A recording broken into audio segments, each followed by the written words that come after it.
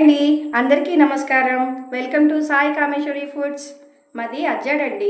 శ్రీ ఆదిభట్ల నారాయణదాస్ గారు జన్మించిన స్థలం అన్నమాట. ఆయన హరికథా పితామహులు. ఈరోజు నేను మీకు అన్సీజన్లో మామిడికాయ పప్పు ఎలా చేసుకోవాలో చెప్తాను. జనరల్గా సీజన్లో అందరూ మామిడికాయ పప్పు వేసుకుంటారండి, కానీ మనకు తినాలనిపించినప్పుడు మామిడికాయ దొరకదు కదా. సో ఎలా చేసుకోవాలో నేను ఇప్పుడు మీకు తెలుపుతాను. ఇది కోలంగవ్వ కాయ అండి. ఇది ఇలా మాగా ఎలా పెట్టాలి అన్నది మేము చూపెడుతున్నాము. దీన్ని శుభ్రంగా కడుక్కొని ఇలాగ ఒక బట్టతో శుభ్రంగా తుడుచుకొని పెట్టేసుకుంటామండి. ఇలాగా పెట్టుకున్న తర్వాత ఇలాగ పీలర్తో శుభ్రంగా తొక్క తీసేస్తామండి. తీసిన తర్వాత స్లైస్ ఏంటంటే ముక్కల్లాగా చేసుకొని మంచిగా ముక్కలు చేసుకొని ఉంచుకుంటామండి.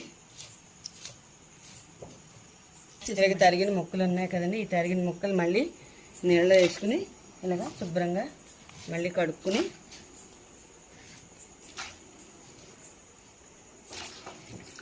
ఇలాగ మళ్ళీ శుభ్రంగా కడిగేసుకుని ఇలాగ ఒక టబ్లోకి మనం వేసుకుంటాము, ట్రాన్స్ఫర్ చేసుకుంటాము.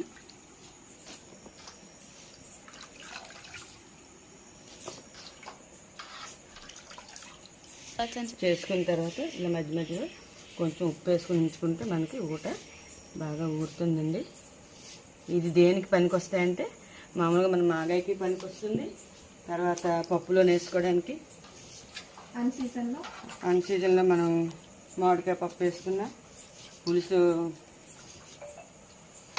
పులుసు పెట్టుకున్నా బాగుంటుందండి.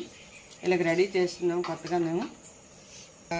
స్టార్ట్ చేసావా? ఇలా ముక్కలు చేసుకున్న తర్వాత ఊరిపోతాయండి. ఒక 3 రోజులు ఊరపెట్టాలి. ఊరపెట్టిన తర్వాత ముక్కలు వేరు ఊట వేరు ఎండపెడతాము.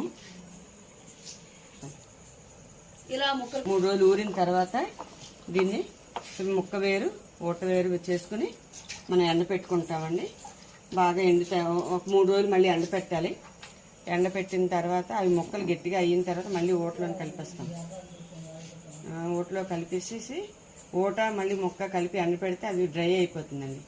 అవి ప్యాకింగ్ చేసుకుని మనం ఫ్రిడ్జ్లో పెట్టుకుంటే మనకి బాగుంటుంది. ఫ్రిడ్జ్లో లేకపోయినా బాగానే ఉంటుంది. మనకి 1 ఇయర్ దాకా మనకు ఉంటుంది.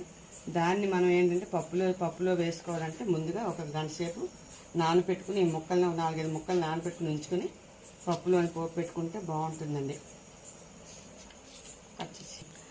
ఉప్పు అది వేసి దీన్ని శుభ్రంగా ఇలా కింద మీద కలిపేసుకుని